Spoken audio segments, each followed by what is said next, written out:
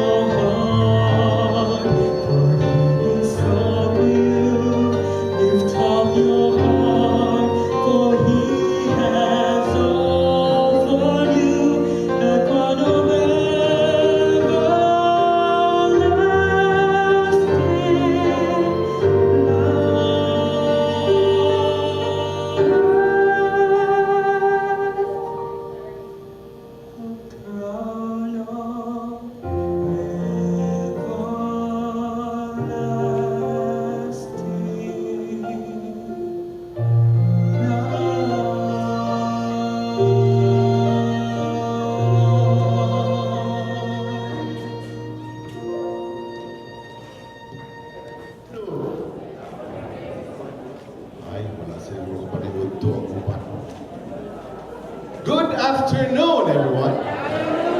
Okay, it sounds like I have more people in the audience this afternoon. I'm very pleased to join you today in celebration of the Regional Science and Technology Week, in particular our Regional Invention Contest and exhibits here in Caraga region. I'm also very happy to see that there are a number of contestants for this afternoon's competition on feature writing and news writing. Okay, two very important components or skill sets that we need to communicate science for the people. You know science for the people? It's the battle cry of the Department of Science and Technology, because we really want science to impact the lives of our citizens. And we need the help of young people like you to communicate that indeed science can impact our lives, right? Who among you here were born before 19 1980. 1980, jutay na sila, no, ha? Oh, can we give them a thunderous applause? Ay, para wala kayong respeto. Tawag namin dyan, ma-thunder applause. Kasi ma-thunders na, di ba? Alright. Those of you who were born after 1980, will you please rise?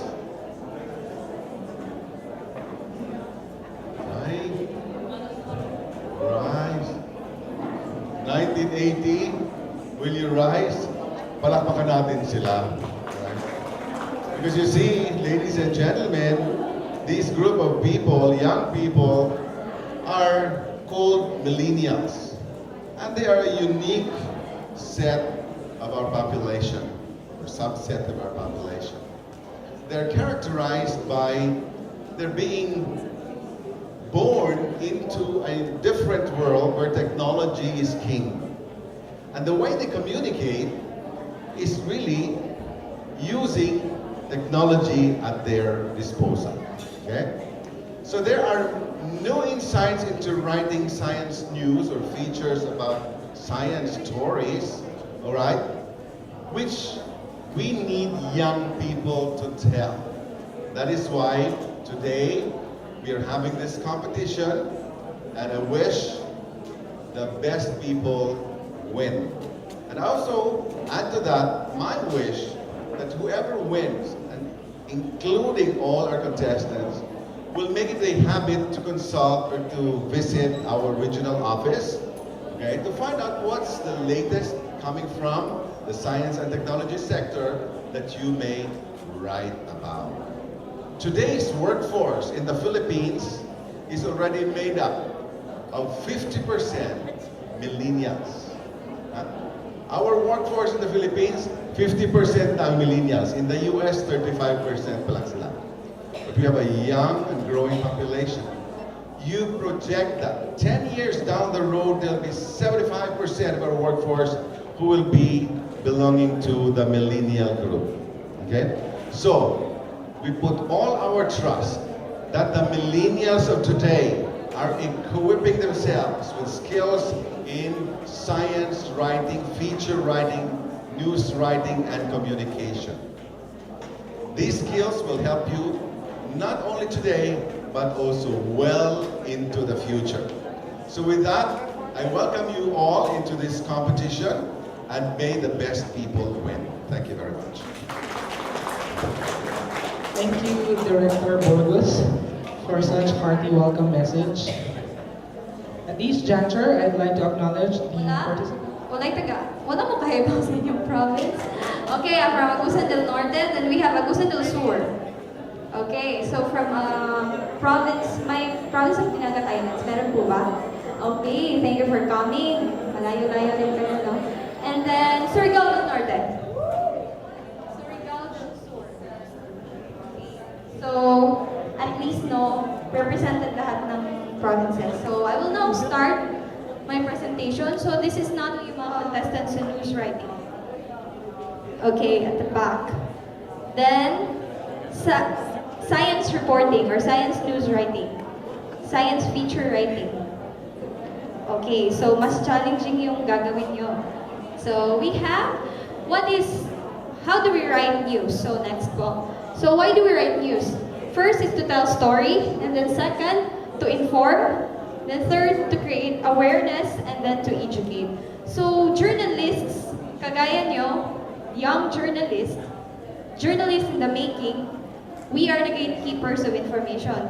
So kung walang mga journalists, we will not be able to know ano nang nangyayari sa ibang lugar, sa ibang bansa. We wouldn't know what is happening, what is the crisis na nangyayari doon sa Middle East or sa Marawi, for example. No? So journalists, kahit maraming daghang kontra yun ang journalist, no? Agree mo, anak? I would have chosen I would have chosen na mahimong journalist, but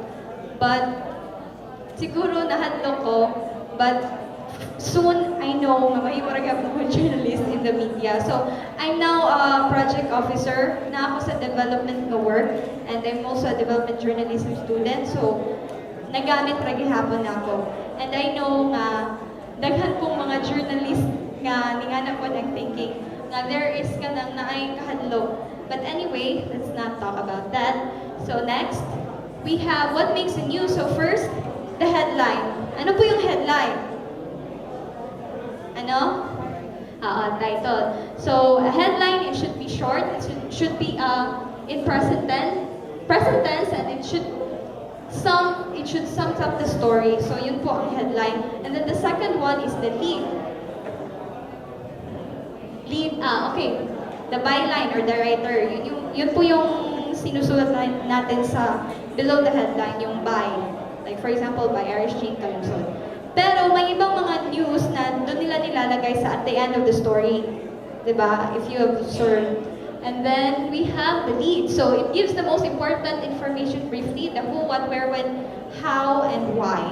And then, there are types of leads. So ano po yung, ikaw miss, ano po pangalan mo? Ano yung, can you give me an example of a lead, a type of a lead? Novelty lead. So we have first, that's right, novelty lead. So we have the straight lead. It brings the central issue of discussion. Yung kompleto siya, yung nasa first paragraph. And then we have the novelty lead. So there are different types of novelty lead. So for example, the punch lead. Short and punchy to attract readers. Like for example, in the first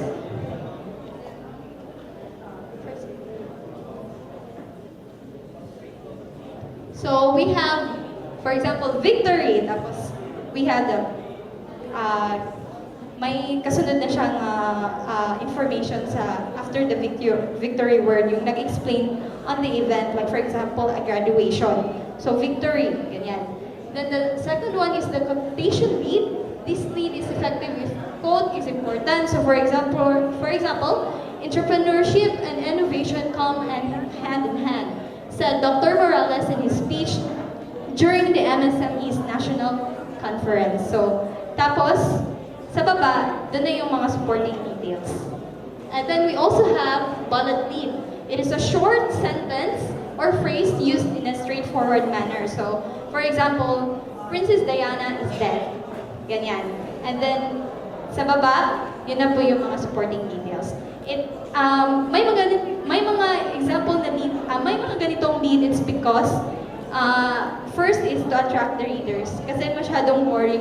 May mga readers kasi na natataasan yung the usual na ginagamit natin, the straight lead. So, yung kompleto na. Pero may mga readers din na attract na ganyan. Yung parang, ano? Princess Diana is dead, parang ganyan. So, kompleto na rin siya, and that is why yung mga readers din, naiengganyo sila na mag-continue to read and to end the story. So, ganyan. And then the descriptive lead. So, writer tried to paint the person into words. So, for example, dressed in white polo barong and with a diploma in their hands, 1,500 graduates marched down in the stage to the tune of Libertad High March. Let's first define what is science. So, organized study of man and the universe that uses observation, measurement, and experiment. So, scientists try to find the rules which govern the universe. So, science is accurate and is objective. So, ganyan. So, may evidence based on science. Kaya we have scientists na grabe kung makapag-experiment, wagas, ganyan. So, because they are trying to find the truth. And then technology, it is the practical application of science. So, for example, a farmer, no? Kay baw na siya, unsay mga season ang pwede tanong, unsay mga season nga kanang rainy siya, or dry season nga in need of irrigation sa mga niana. And then, that is the science. So, moto siya ang science. For example, the season, kung paano sila magtanong, kung paano sila pwede dili magtanong. And then, ang technology, For example, drip irrigation, sa mga technology behind ana. So science and technology, so overlapping no, science and technology usahay ato na siyang gamiton for both instances, pero para-pareha yun na usa lang iyang tubo. This is for the people, for the betterment of our lives. So we use science and tech. So next, science and technology is too important for journalists to ignore. Insay mga na-diri sa publications, school publications. So do you write science articles? Do you write science articles? Then that's good. So sa una, when I was in high school, wala science. We don't usually write science articles, to be honest. Wala gina-encourage sa amuha. Or wala lang yun mini-learn. So, I'm happy to hear nga, gabuhat mo mga science articles. So, for example, you could write, what is the scientific explanation why we get kilig when we see our crush, mga ganyan, no? So, dili lang ng mga experiences why your hearts got broken, mga nga na itong panuwat sa itong mga school publications, no? But we have to explore kung unsa pa atong mga mabuhat of your article, 25% for the slant or the angle of your article, which also includes the, it's just the slant and angle. And the last is 20% for the spelling and grammar, which sums up to 100%. The winners will still be, the 3 winners who will be selected for the Science News Writing Contest will also be featured in any DOST publications, websites, blogs, and social media posts. Again, this is also in partnership with STII, our media arm, and also our partners from the national media. Winners will be informed via official communication, just the same with the science feature writing, morning of August 11, and the awarding will still be on August 11, 2017, 1 p.m. at Robinson's Place, Atrium. The contestant and the coach will also personally receive the prizes. Now for our specific instructions. Now listen carefully, our dear contestants. For our science news writing and science feature writing, you will only be given 2 hours. First, to gather your data, and second, to write. We will not limit you kung pila ka oras ang inyong ganahan nga mo gather mo data o pila ka oras ang inyong ganahan mo suwat. Depende na ninyo, basta ang 2 hours ka muna mo igo sa inyong pag-gather sa inyong data, and also for your pagsuwat ninyo, 2 hours. And we will also be given possible extension, but dili lang ta magdepend kung maayo anang atong possible extension. Okay, so for our science feature writing, let's go first sa atong science feature writing. Our staff from DOST Caraga will be giving you pieces. Now, these are scientific journals from our researchers here in Caraga. Very interesting na scientific journals, which will be considered as your reference material for your science feature article. No? So what you will do is you have to popularize the article. You make it fun and readable, and di ba kasagaran na itong mabantayan kay laayan matamubasa o mga research paper. So what are you gonna do to make it enjoyable, di ba? More digestible, more palatable to our readers. As what have explained by our one judge a while ago, na make it simple. Now follow the KISS, or keep it short and simple. So we will be giving that today. Right now, our DOST Caraga staff at the ISL, please. 500 to 800 words. For feature writing, is about from 600 to 1,000 words. Apologies about that. Now, so we have our national media who is adjusting. Now for our news writing, we will have 500 to 700 words, and for our science feature writing, that will be 600 to 1,000 words. Okay, clearly understood? Okay, do we have any other questions? Yes, ma'am.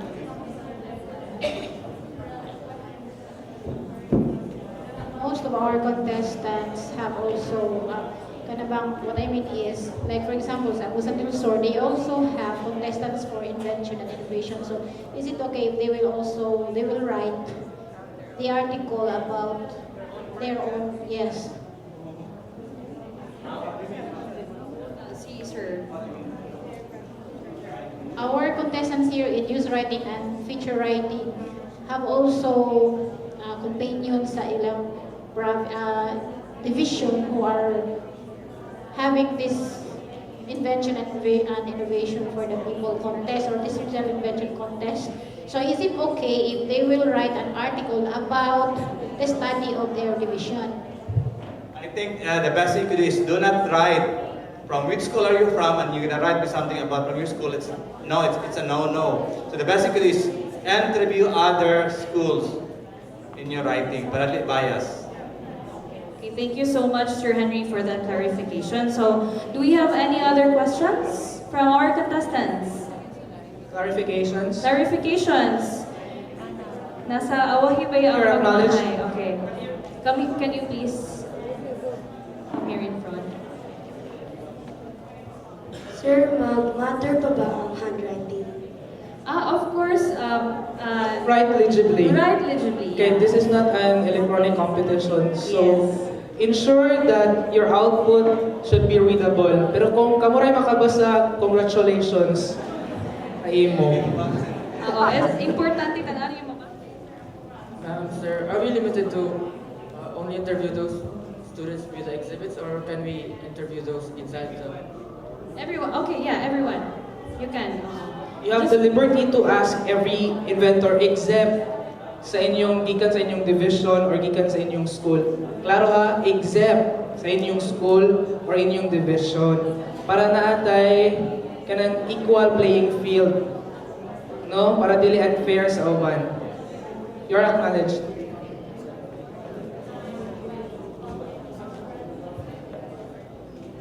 Ang katugan ng gihatag sa ang mga kanang papers, ito na dito ang draft papers.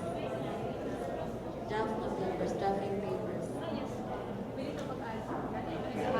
If kulangan mo papers, just approach your coaches and tell ang coaches na mo approach mga DOST staff. Kung manginahanglan pagyud mo usa ka band paper, usa ka rim nga band paper, go ahead. Atagan mo na mo usa ka rim nga band paper. Are there more questions so that we could start with the competition? Excuse. There's a message from one of the judges. So if you want to know about kanang may mga clarifications or if you want to ask questions about the regional invention contests and exhibits, so if kanang yun inyong i-highlight, dili inyong mga inventions, so lahi inyong angle sa story, you can ask the DOST Caraga staff. Pwede min ninyo interviewon. Anyone nga na diri kay naa sila diri gahapon, no? Anyone nga nag-wear og maroon, but clarification lang para na siya sa news writing, no?